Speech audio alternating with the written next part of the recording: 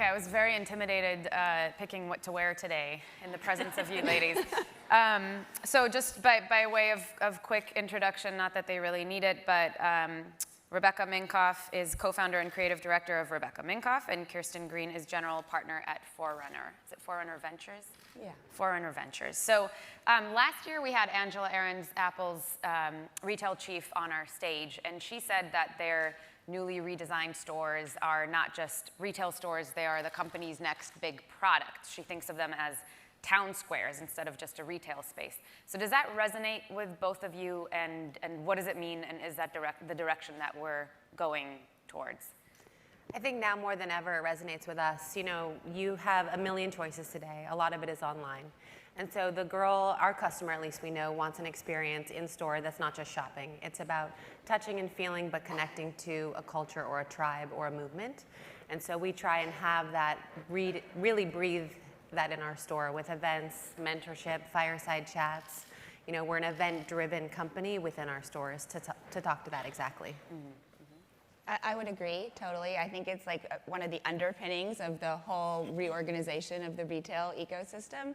And it's really, it's driven by a couple of different things, but I think a big driver of it is customers' access to information and how that's reshaping how they're making purchase decisions and what sorts of things they're gravitating towards and resonating with. And part of that is, you know, connecting with brands that they identify with, that they feel like are authentic, that stand for something, and part of delivering on that experience is having a multi-layered experience. And so now this option about thinking what is the store, what purpose is it serving, because you can buy things online, and so a store is, you know, kind of, I think, opened up an opportunity to be a new experience. So on the heels of that, Rebecca, walk us through what the experience is like walking into your store. So we figured out that our How many of you have been, by the way? Show of hands. We've got a few people here. So with millennials specifically, we figured that there are definitely two types of people, but there is a span in between. You want to be anonymous and have no one talk to you, and you want to be a celebrity and get that treatment. So we want you to tell us how you want to be treated when you walk into the store, and we do that easy with a touchscreen. You can browse through looks, you can order a drink. Champagne is our most #1 requested drink. Goes well with shopping. Goes well with shopping. And you can actually start building your fitting room and have an associate gather everything for you. And once you get into the fitting room, rather than always relying on the associate who might be pushing you because they want to make an extra commission, I tell you what I think you should wear with that dress and that outfit. So our touchscreen mirror actually feeds in looks that we've created. And you can order a size. There's no more getting dressed and peeking your head out and hoping an associate sees you. You can actually order additional items, order more champagne, check out seamlessly, and really have this experience where you talk to no one or you can be waited on hand and foot. And so we also did lighting. If you're getting dressed by occasion, you kind of want to see how you look. And I'm sure many of you have experienced lighting in a fitting room that makes you run.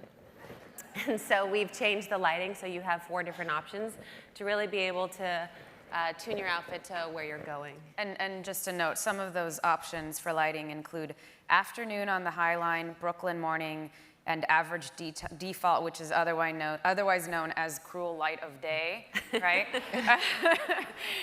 So what can big retailers take from that? I mean, is this something that can be replicated on a larger scale when we're talking about department stores? It can be. I mean, Ralph Lauren is an example of someone that replicated the technology. Also, as a retailer, for the first time, you see dressing room abandonment. We actually know what went in, what didn't get purchased, what might have a fit issue. So for us, it allows me to be a smarter designer and us to really keep tailoring to our consumer and what she wants and not wonder what happened once she got into the dressing room. So Kirsten, can you talk a little bit about what has guided your investment strategy? You've invested in Jet.com and Warby Parker, Dollar Shave Club. Some of these have had huge exits, some of the biggest exits in e-commerce. So should we even be calling it e-commerce, first of all, at this point? We don't use that word. What do you use? We call it commerce. Commerce. Yeah, commerce. And we kind of work within the framework that the customer wants what the customer wants, when they want it, where they want it. And if you want to build a big business that customers fall in love with, you need to think about how you're going to meet that goal. And really, it's very much a 360 experience. So what's the common denominator in some of the companies in the startups that you've invested? I mean, for sure, it's a focus on the consumer. So kind of a general working premise that we have is that, product is king. It's always been really important to have a great product, to have a strong value proposition. But today, there are so many products out there. And I think, probably everybody feels a little bit inundated by different products. And so it's getting increasingly hard to compete just on that. Price is a pretty hard business model to compete on. And the idea of access is, there's not much around exclusivity. And so that kind of leaves experience as the way to really differentiate yourself and to stand out in the crowd. And so I think, we always kind of bring a very customer-centric view to how we're looking at business opportunities and trying to get in the head of the founder that we're meeting with. Like, how are they approaching the space? How are they thinking about the customer? How are they thinking about kind of really serving the customer? Because the product is one part of that, but it is much more holistic. And so in each case, I think that, there's a real consumer focus.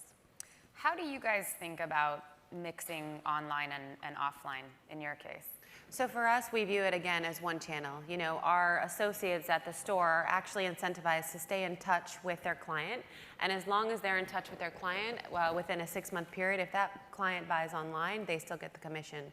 So it's kind of looking at the whole, and then, you can also order things online to be ready in the store when you arrive, or vice versa. You can pick out everything in the store and have it shipped to you. So we really just try and make it a seamless experience so that you can go in the store and have whatever experience you want. You're not pushed to buy.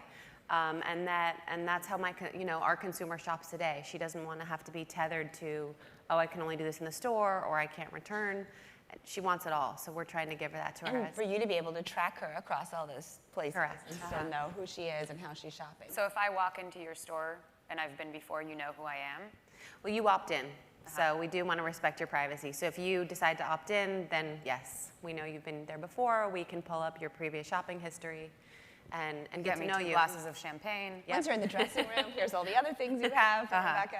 Yeah. Okay. What about, let's talk about Amazon. You mentioned you can't compete on price, and of course I was just thinking Amazon, but they've, over the last decade or so, the companies bought Zappos and Diapers.com and of course Whole Foods and a lot of, these are just some of the larger acquisitions, but so many different businesses that they've entered. And what do you think they're going to buy next? What will they do? What won't they do? I'm not going to predict that, but I do think that the recent move to buying Whole Foods was obviously really interesting and supporting this thesis about online and offline are merging, and that's an important part of business. And I think that I imagine that they're also focused on how to deliver a great customer experience, and the hallmark of Amazon has always been convenience and access and being able to depend on the next day shipping. But that is a layer of service. It's not satisfying all layers of service, and I think a lot of times we're looking at businesses that are trying to compete and win on those other layers, and I imagine anybody looking at the space is trying to kind of evaluate themselves across all of those. So does Amazon worry you in any way? I think it focuses us. We have to even be stronger as a brand. I have to make sure that my customer and my girl has an allegiance to not just the product, but what I stand for, the pillars and the foundation of what else we want to achieve with the company, so that if she's choosing between a well-priced product that's easily accessible on Amazon or going to my company, she'll choose us instead. Do you sell anything on Amazon? Not today, no. Would you? We did, yeah. So you would, again? Maybe. I can't answer that today. I think also what Rebecca's referring to when she's talking about people choosing a brand sort of speaks to that first point I was making about the importance of connecting with the consumer and standing for something. And today, with all the access to information and the ability to go to everybody's About Us page and learn about the ethos of their company and where they come from, and to see them articulate themselves across all the social media channels, there's this element of having a relationship with a brand that didn't exist before, and that stands for something. Okay, questions from the audience. We have microphones coming over here.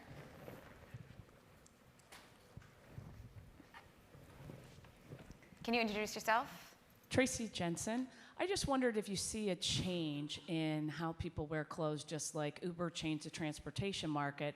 There's some niche players in renting outfits, but do you see that as a trend, or can you talk to if you've thought about that, and whether it's some type of monthly service, or does that play into your model at all? It does, actually. We have a service on our website where you can actually pay over a monthly period of time. And most of the women that opt into that service are fully qualified to pay for that item at once. You know, they make an income that's around $90,000 usually, so they could pay off, you know, a $195 bag pretty easily, but they're choosing to pay by month. So that was a fascinating thing for us to see as we looked into the data behind who that is, and know that probably for us at some point there'll be a hybrid of rental that we offer. I think also just quickly along those lines, like style has really evolved. It's less prescriptive than ever. It's more individual. And the idea of, you know, all of the images that were inundated, I think has really created some freedom and some desire to have your own style. And so I think people are having more fun with it, playing with it, and along those lines, experimenting with different ways of getting access to product. Another question? Yes, for Kirsten, actually. We were talking about Amazon, and I was wondering what you think the impact of voice is on retail and brands specifically. Over time, yesterday we had the CEO of Pepsi. Over time, will people still say, Alexa, give me Pepsi, or will they say Coke, and Amazon decides whether it's Coca-Cola or Pepsi? Yeah, I mean, I think voice is going to be going to have a big impact on retail, and possibly as we kind of look out, AR or augmented reality and virtual reality as well, and that will reshape a lot of different things. And you know, we are thinking about that through at the brand level, like how do people specify in a world of voice what they're looking for? And I think, you know, in some ways it makes brand even more important. You really want to have people to be able to identify your product with your brand so they can ask for it that way. And if you think about, like, you know, how many times have you gone and said, like, I like a Kleenex? Well, Kleenex is a brand. It's not just the actual product, but that becomes, you know, kind of what that product is known as and known for. And as people move to just simple voice commands, being able to reference a brand is a big opportunity.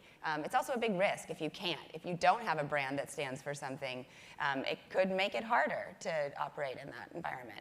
And I'm going to hope as women, I've never heard a woman go, order me a white shirt, Alexa, right?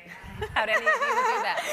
You're going to be like, I want the Rebecca Minkoff white shirt, right? So I think as women, we probably also have different shopping habits that Amazon would have to adapt to, because I could see a man saying khaki pants, you know, size 33. But for us, I think we're a little pickier than that. So real quick, both of you, take us 5 to 10 years out. How are we shopping? What are we shopping for? I mean, I think we're definitely in the age of it's good to be the consumer. You know, the consumer is kind of calling the shots and pushing people along. And I think, you know, there's this idea that, like, you really do have a known identity when you're going shopping, and there's like a point of reference to what's being shown to you, how things are being kind of offered and marketed to you. And we've been talking about personalization for a long time, but it's not really happening, you know, on a terribly impactful level yet. I feel like that will take more center stage. And again, like, now we think about omni-channel being online and offline. Like, what else is there? Are we living in a world of voice or of augmented reality that brings that in closer too? And Rebecca, real quick? I would agree that I think that you're going to see, you know, you can walk into a store for an experience only. You can, you know, virtually try on an outfit. You can see what it looks like by occasion. And again, personalized to you. I think, you know, retailers will have enough data about you that you're not getting sent the thing that you don't want to see. All right. Thank you so much, Rebecca and Kirsten. Thank you. Okay.